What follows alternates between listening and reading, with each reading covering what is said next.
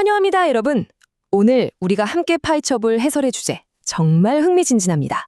바로 10대 천재 게임 개발자에서 이제는 범용인공지능, 즉 AGI의 설계자로 우뚝 선 데미스 하사비스의 믿기 힘든 여정에 대한 이야기거든요. 오늘 우리는 그가 머릿속에 그리고 있는 2030년까지의 마스터 플랜을 아주 낱낱이 뜯어볼 겁니다. 단순히 똑똑한 컴퓨터를 만들겠다는 게 아니에요.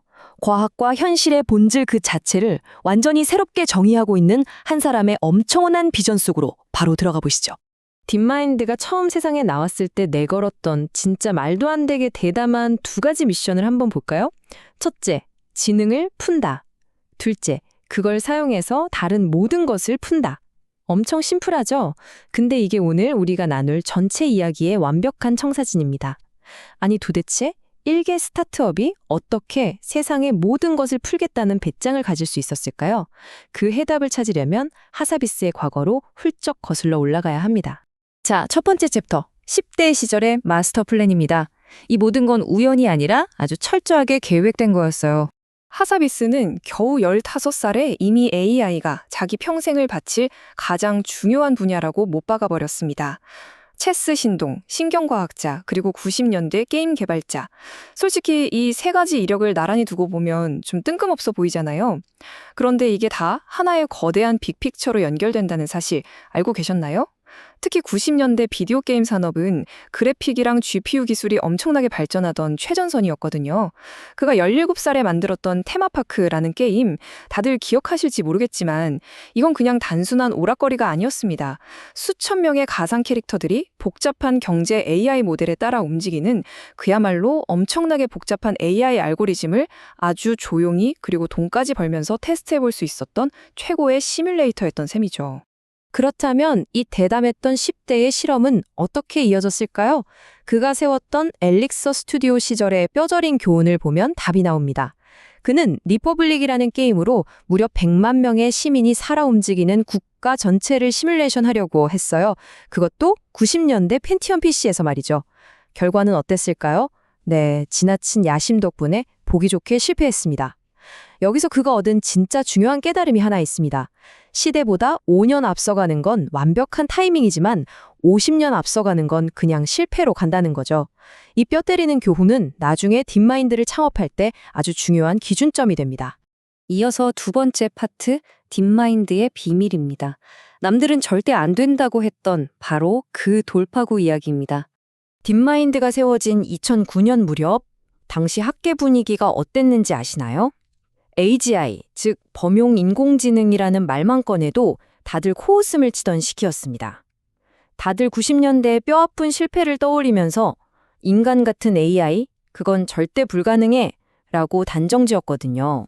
하사비스가 MIT에서 직접 봤던 당시 전통적인 AI는 여전히 낡은 전문가 시스템이나 논리 규칙 같은 것에 꽉 갇혀 있었습니다. 그는 이미 이게 완전히 시대착오적이라는 걸 꿰뚫어 본 거죠. 반면에 딥마인드가 찾아낸 비밀 무기는 완전히 달랐습니다.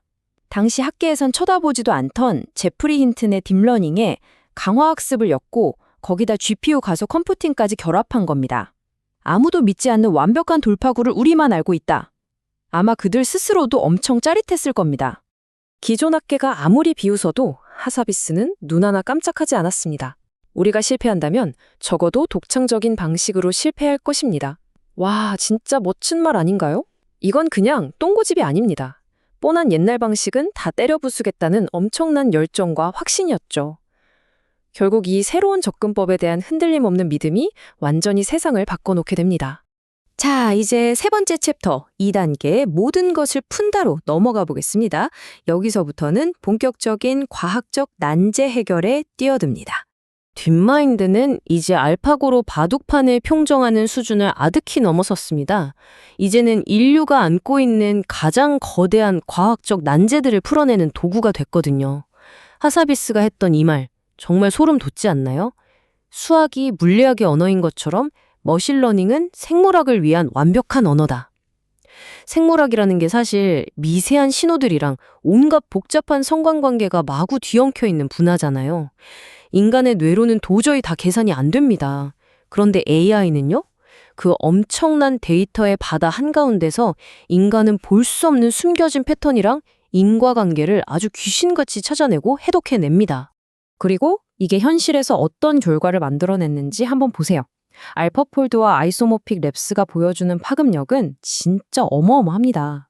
원래 신약 하나 개발하는데 평균 10년씩 걸리던 거 아시죠?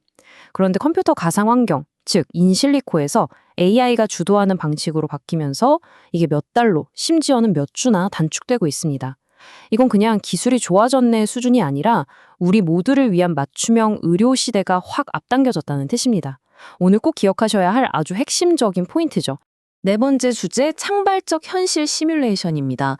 AI가 궁극의 시뮬레이터로 진화하고 있다는 뜻인데요. 하사비스가 AI를 바라보는 시각은 남다릅니다. 단순히 계산 엄청 빨리 하는 계산기? 전혀 아니에요. 그는 AI를 현실의 복잡한 시스템들을 통째로 분석해내는 궁극의 시뮬레이터로 만들고 싶어 합니다. 세상에서 가장 빠르고 정확하다는 기상 예측 모델 웨더넥스트나 생물학의 가상세포 같은 것들이 그 예죠. 그런데 진짜 놀라운 건 이걸 경제학 같은 사회과학에도 적용할 수 있다는 거예요. 우리가 현실에서 금리 한번 올려볼까? 하면서 경제를 갖고 수천 번씩 실험할 순 없잖아요. 하지만 이 직관적이고 정확한 AI 시뮬레이터 안에서는 그게 가능해집니다.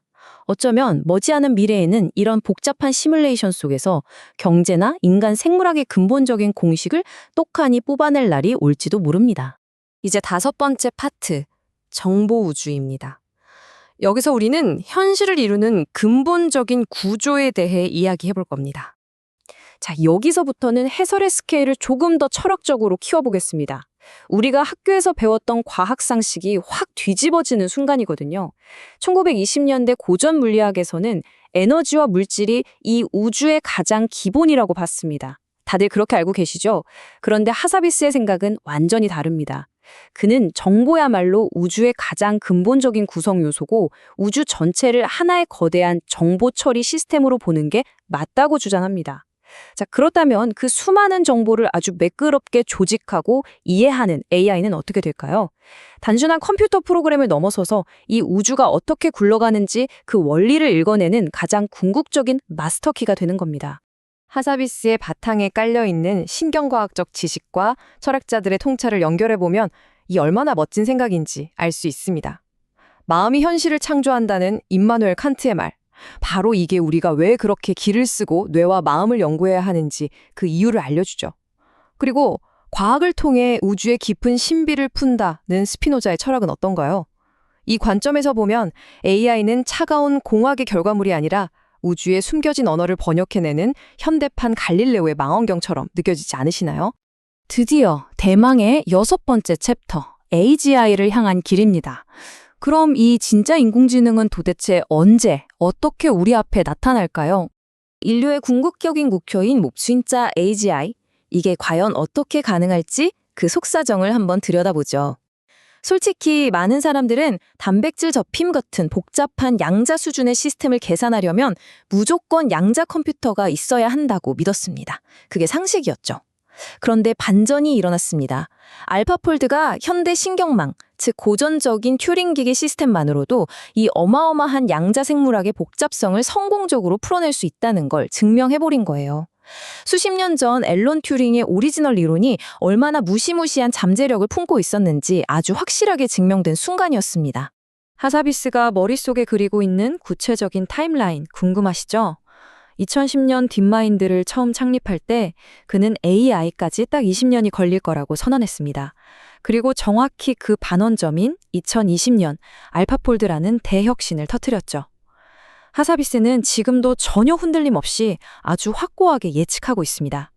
2030년 우리는 마침내 AI에 도달할 것이라고 말이죠. 이제 정말 얼마 안 남았습니다.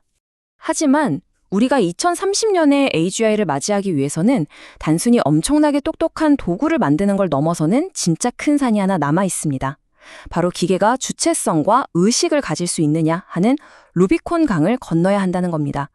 스스로를 인식하는 것, 나와 남을 구분하는 것, 그리고 시간에 따라 내 자아가 이어진다는 연속성, 이런 것들이 보통 의식이 존재하기 위한 필수 조건들로 꼽히는데요.